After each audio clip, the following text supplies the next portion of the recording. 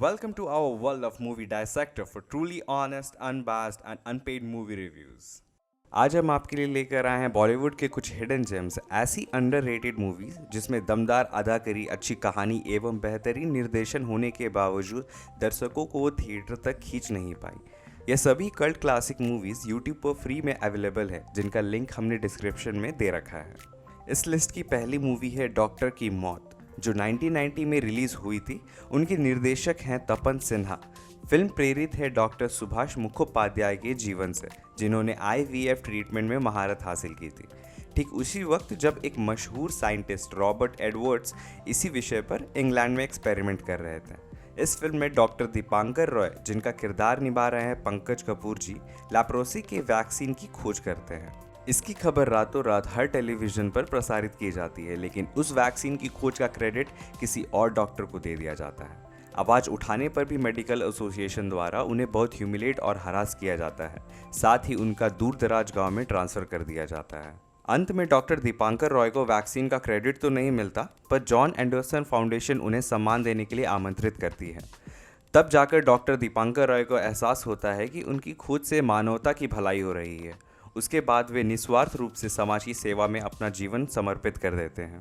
Film के किरदारों ने बहुत ही अच्छा अभिनय किया है। मुख्य भूमिका में पंकज कपूर जी, शबाना आजमी और इरफान खान जैसे मंझे हुए कलाकार हैं। इस फिल्म को special jury award, national film award, Filmfare award से सम्मानित किया गया है for best screenplay and direction. एक बार इस क्लासिक मूवी को ज़रूर देखें। दूसरी मूवी है मातृभूमि, अ नेशन विदाउट वुमेन, जो कि 2003 में रिलीज हुई थी, जिसका निर्देशन मनीष झा ने किया है। यह फिल्म दर्शाती है female foeticide and female infanticide का जेंडर बैलेंस पे और सोसाइटी के संतुलन पर इन फ्यूचर क्या असर पड़ेगा। यह फिल्म में साल 2050 में इंडिया के एक गांव को दिखाया गया है। कहानी शुरू होती है बिहार के एक गांव से, जहां नवजात बच्ची का जन्म होता है। निराश माता पिता उस बच्ची को पुत्र होने की उम्मीद में दूध के कुंड में डुबो देते हैं। यह कुप्रथा जारी रहने के कारण उस गांव में कोई भी महिला नहीं बचती, सिर्फ कुछ बुजुर्ग महिलाओं को छोड़कर। अब वहां के युवाओं में शादी को लेकर डेस्परेशन बढ़ने लगती है। वहां के जमींदार रामचरण, जिनके 5 जवान बेटे हैं, उन सभी की शादी के लिए एक पंडित जी द्वारा दूर गांव में एक कल्की नामक लड़की का पता चलता है, जिसका किरदार निभाया है तुलिप जोशी ने। कल्की की शादी 5 भाइयों से एक साथ कर दी जाती है। उसे हर रात अलग अलग भाइयों के साथ सोने के लिए मजबूर किया जाता है, जिसमें उसके पिता रामचरण भी शामिल हैं। सबसे छोटा भाई सूरज ही कल्की को सम्मान देता है और अच्छे से बात करता है, जिस कारण कल्की को सूरज से लगाव हो जाता है। इस वजह से बाकी चारों भाई सूरज को मार देते हैं। कल्की नौकर की मदद से भागने की कोशिश करती है, पर सभी भाई उसे पकड़ लेते हैं और नौकर को हिंसक मौत के घाट उतार देते हैं। उसके बाद कल्की को गौशाला में बांध दिया जाता है, जहां पूरे गांव द्वारा उसका गैंग रेप किया जाता है। कल्की प्रेग्नेंट हो जाती है, जिससे सभी भाइयों में खुशी की लहर दौड़ जाती है, लेकिन गांव के सभी लोग उस बच्चे पर अपना हक जताने लगते हैं। इस विवाद में पूरे गांव वाले आपस में ही लड़कर एक दूसरे को मार डालते हैं और इसी बीच कल्की एक नवजात बच्ची को जन्म देती है। फिल्म का अंत हिंसक है, लेकिन साथ ही नवजात बच्ची के जन्म से उम्मीद की किरण भी जगती है। इस फिल्म को बहुत सी अवार्ड मिली है, like international federation of film critic award, audience award for best film, best foreign film and best film at river to river. तीसरी मूवी है मैं आज़ाद हूँ। यह cult classic film Amitabh Bachchan की 80s की सबसे बड़ी फ्लॉप में से एक है। इस फिल्म में सिर्फ एक ही गाना है, इतने बाजू इतने सर। इसे लिखा है शबाना आजमी के फादर काइफी आजमी ने और इसे गाया है खुद अमिताभ बच्चन ने। फिल्म का निर्देशन टीनू आनंद ने किया है। कहानी है सुहासिनी नामक एक जर्नलिस्ट की, जो राजनगर नामक शहर के डेली न्यूज़पेपर पर काम करती है। सुहासिनी के करप्ट नेताओं के खिलाफ बेबाक और बोल्ड आर्टिकल्स के कारण एक कंट्रोवर्शियल जर्नलिस्ट की इमेज बन गई है। जब न्यूज़पेपर का मालिक बदल जाता है, तब सुहासिनी को एहसास होता है कि बाकी सभी के साथ साथ उसकी नौकरी भी खतरे में है। फ्रस्ट्रेशन में आकर सुहासिनी एक फेक आर्टिकल लिखती है, जिसमें वे एक काल्पनिक लेटर डाल देती है, which is supposedly written to her by someone named आज़ाद।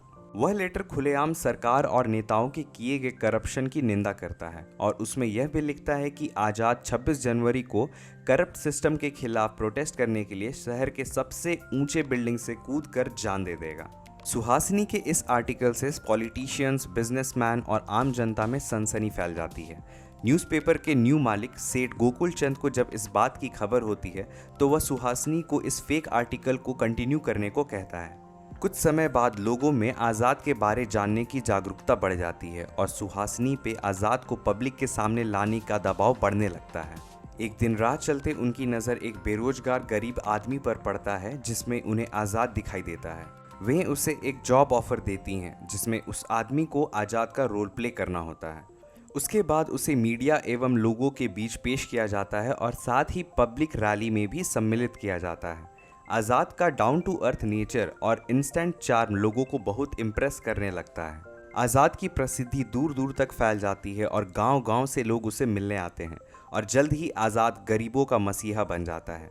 धीरे धीरे आज़ाद को यह एहसास होता है कि उसके साथ धोखा हुआ है और उसका इस्तेमाल किया गया है। इसके बाद आज़ाद कौन सा कदम उठाता है यह तो आपको मूवी देखने के बाद ही पता चलेगा।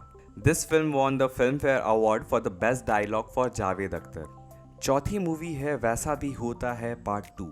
इस मूवी के लीड रोल पर हैं अरशद वारसी और जिसका निर्देशन किया गया है शशांक घोष के द्वारा और इनका यह पहला फिल्म था। कहानी है पुनीत सैयल की जो एक कॉपीराइटर हैं। इनका सपना है खूब पैसा कमाना और बाकी जीवन अपने गांव नैनीताल में शांति से बिताना। जब तक उनका ये सपना पूरा नहीं हो जाता तब तक वे अपनी गर्लफ्रेंड के साथ एक लिव इन रिलेशनशिप में रहते हैं उसी के घर पे जो एक पुलिस इंस्पेक्टर रहती है।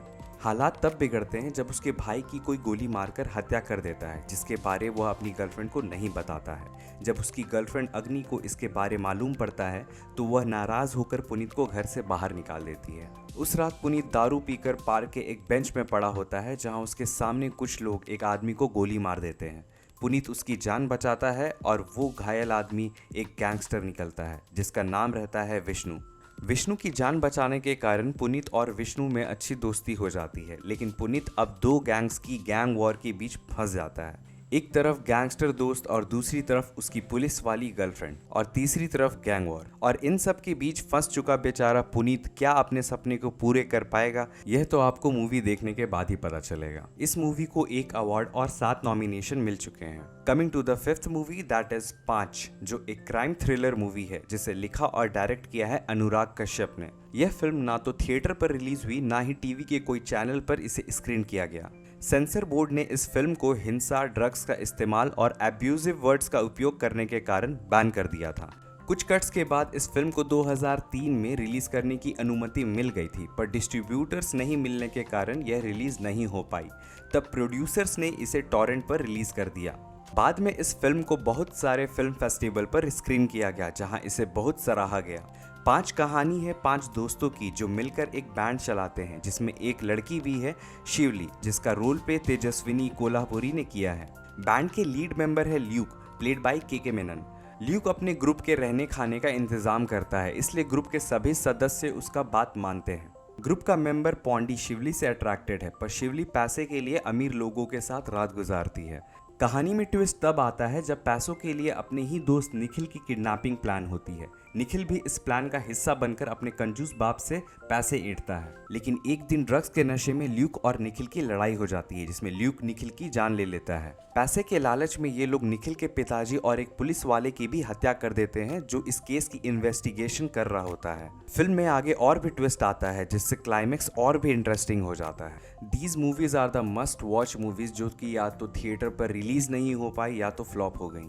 इन सारी मूवीज का यूट्यूब लिंक मैंने डिस्क्रिप्शन पे दे रखा है, डू चेकआउट। और आपको हमारा वीडियो अच्छा लगा हो तो do like, share and subscribe और हमें कमेंट करके बताएं कि आपको हमारा वीडियो कैसा लगता है। और हाँ, नोटिफिकेशन बेल जरूर बजाएं ताकि आपको हमारी सारी वीडियोस की नोटिफिकेशन मिलती रहे। Tata, bye bye, take care. मिलते हैं अगली वीडियो पे एंड थैंक्स फॉर वॉचिंग।